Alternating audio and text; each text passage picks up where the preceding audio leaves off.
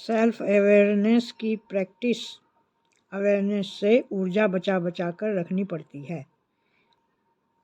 खालीपन के लिए 100% ऊर्जा बचाकर स्वयं के लिए रखना पड़ती है तो स्वयं के प्रति जागरण होने लगता है। वही परम जागरण है।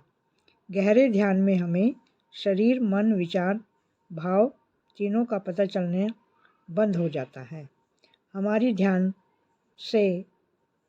में जागरण की ऊर्जा बचकर ठहरने लगती है।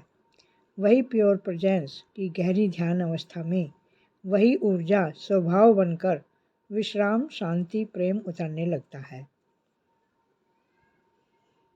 वाणी अटैच रिकॉग्निशन में अशांति पैदा होती है। परम शांति के लिए ऊर्जा, सेल्फ अवेयरनेस, जागरण का हिस्सा बने रहना जरूरी है। वर्तमान के पल प्रतिपलों को व्यर्थ न जाने दो।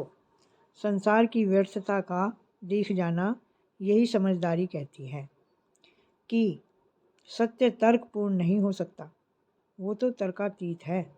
अतः मैं प्रातःकाल से सोने जाने तक होशपूर्ण जागरूकता में सतर्क बना रहूँगा। मैं 24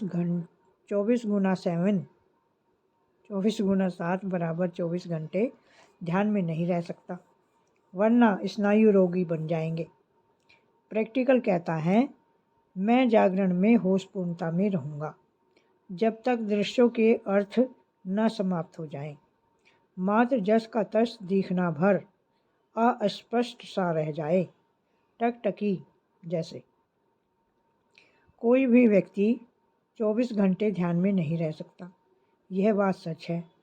जैसे फंक्शनल एस्पेक्ट में आपको ध्यान समाधि से बाहर आना ही पड़ेगा, अर्थात संसार के दैनंदिन कार्यों में ध्यान के बाहर आना ही पड़ेगा। इन अटेंशन ध्यान नहीं है, फिर भी इसकी अपनी कीमत व अपना अर्थ है कि आप अब कंप्लीट होशपूर्ण ध्यान में नहीं हैं या नहीं रहे। अतः वो इन अटेंशन व अटेंशन की दशाएं आती जाती रहेंगी। बिना प्रयास के भी ऐसा होता रह सकता है। ध्यान से काम करना और बात है और एवं विशेष ध्यान समाधि और बात है।